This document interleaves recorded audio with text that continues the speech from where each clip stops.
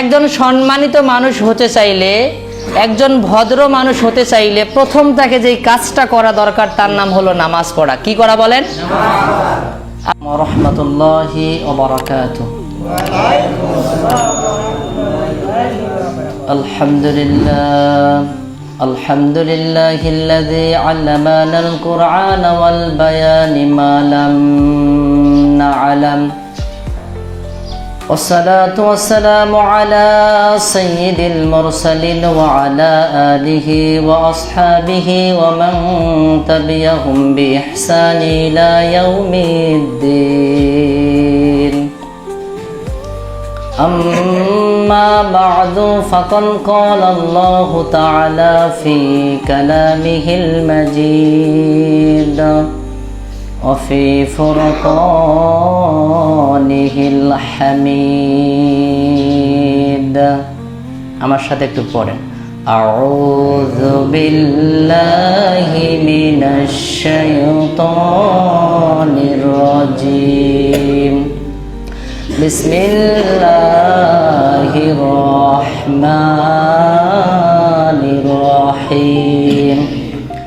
وَأَقِيمُوا الصَّلَاةَ وَآتُوا الزَّكَاةَ وَارْكَعُوا مَعَ الرَّاكِعِينَ.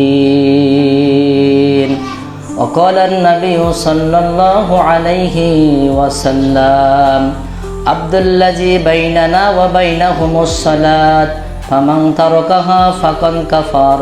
رواه ابن ماجه. وقال النبي صلى الله عليه وسلم من ترك الصلاة متعمدا فقد كفر. আলহামদুলিল্লাহ, প্রশংসা জ্ঞাপন করছি আল্লাহ সুবহানাহু ওয়া তাআলার প্রতি, যেই মহান মনিব আল্লাহ সুবহানাহু ওয়া তাআলা আপনাকে আমাকে ভালোবেসে মহব্বত করে তার প্রিয় ঘর মসজিদে আনিয়া জুম্মার নামাজ আদায়ের পূর্ব মুহূর্তে কোরআন ও হাদিসের আদলে কিছু কথা বলার ও শোনার পূর্ণ সুযোগ করে দিচ্ছেন। সেই মাবুদের দরবারে মাথা অবনত চিত্তে কালিমাতুশ শুকর আদায় করতেছি। সকলেই বলি আলহামদুলিল্লাহ। দরুদ ও সালাম বর্ষিত হোক রাসূলের উপর। অন্তরের অন্তরস্থল থেকে সংক্ষিপ্ত আকারে বলি সাল্লাল্লাহু আলাইহি ওয়াসাল্লাম। আপনারা সবাই কেমন আছেন? আমার চেনেন নাই? কেউ আছেন আমার চেনেন না? সবাই তো চেনেন আলহামদুলিল্লাহ। আমি আজকে এখানে আসার আগেই আমি জানতামও না যে এখানে একটা মসজিদ হয়েছে। আলহামদুলিল্লাহ। আল মসজিদু বাইতুল্লাহ, মসজিদ হলো আল্লাহর ঘর। সুবহানাল্লাহ বলেন। বানাই আমরা, ঘর হয় কার? আল্লাহর। এই জন্য মসজিদটা হচ্ছে কাবা ঘরের একটি অংশ। কাবা ঘর হচ্ছে আল্লাহর ঘর। আল কাবাতু বাইতুল্লাহ, কাবা হচ্ছে আল্লাহর ঘর। আল্লাহর ঘরের একটি জুজ, একটি অংশ হলো মসজিদ।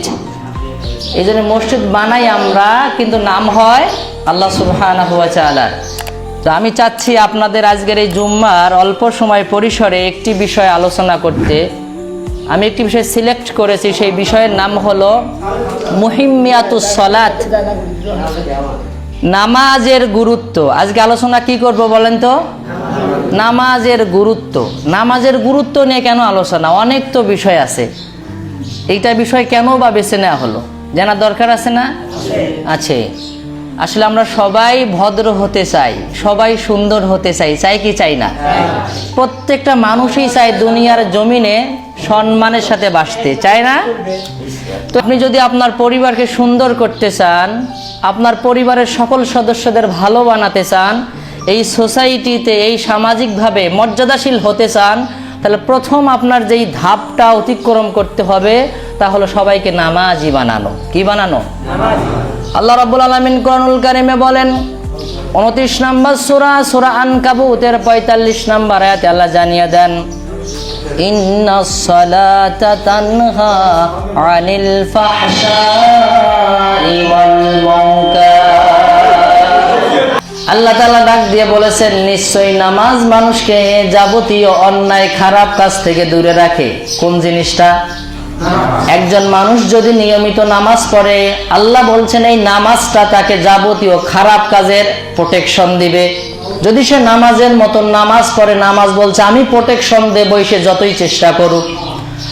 আল্লাহ নবী মুহাম্মদ রাসূলুল্লাহ সাল্লাল্লাহু আলাইহি ওয়াসাল্লামের জামানায় সাহাবী রাদিয়াল্লাহু তাআলা আনহুম গণ রাসূলুল্লাহরে ডেকে বললেন, ইয়া রাসূলুল্লাহ, আপনার একজন সাহাবী রাত্রিবেলায় চুরি করে, দিনের বেলায় নামাজ পড়ে, তার ব্যাপার নিয়ে সমাজের সব জায়গাতে খারাপ কথা ছড়িয়ে গেছে। আল্লাহ রাসূলের ব্যাপারে পদক্ষেপ নেন। মুহাম্মদ রাসূলুল্লাহ সাল্লাল্লাহু আলাইহি ওয়াসাল্লাম বলেন, ও সাহাবীরা, তারে ছেড়ে দাও, শীঘ্রই তোমরা দেখতে পাবা সে হয় নামাজ বাদ দিয়েছে, নতুবা ওই নামাজেই তাকে চুরি থেকে বিরত রেখেছে। সুবহানাল্লাহ। সাহাবীরা অপেক্ষা করতে লাগলেন। একদিন, 2 দিন করে সপ্তাহ যখন পার হয়ে গেল, আবার এই সাহাবীরা এসে আল্লাহ রাসূলকে বলছেন, আল্লাহ নবী, আপনি ঠিক বলেছেন, আমরা খেয়াল করে দেখেছি সে রীতি মোতাবেক নামাজে আসার কারণে ওই নামাজে তাকে একদম চুরি থেকে টোটালি বিরত রেখেছে। আল্লাহ নবী বলেছেন, ও সাহাবী শুনে রাখো, সুনান তিরমিজির 1ম খণ্ডের 1ম নম্বর অধ্যায় কিতাবুত তাহারাতের 1ম নম্বর হাদিস, আল্লাহ নবী সাল্লাল্লাহু আলাইহি ওয়াসাল্লাম বলেন, লা ইয়াকবালু সালাতা ইল্লা বিত-তুহুর, নিশ্চয় আল্লাহ পবিত্রতা ছাড়া নামাজ গ্রহণ করবেন না। ওয়ালা সাদাকাতা মিন গুলুলিন, আর হারাম মাল দিয়ে দান করলে আল্লাহ দানও গ্রহণ করবেন না। নাউজুবিল্লাহ পড়েন। নামাজ কবুলের 1 নম্বর শর্ত হলো পবিত্রতা হওয়া লাগবে। কি হওয়া লাগবে? ওই সাহাবীকে আল্লাহ নবী বলছেন, ও সাহাবী শোনো, তুমি চুরি করো না কি করো আমার দেখার ব্যাপার নয়, যদি তোমার শরীরটা অপবিত্র থাকে, আপনারা বলেন তো, চুরির টাকা দিয়ে কিছু কিনে খাইলে পবিত্র হবে না অপবিত্র হবে? চোর এটা বোঝে কি বোঝে না? চুরি করা ভালো কাম না খারাপ কাম?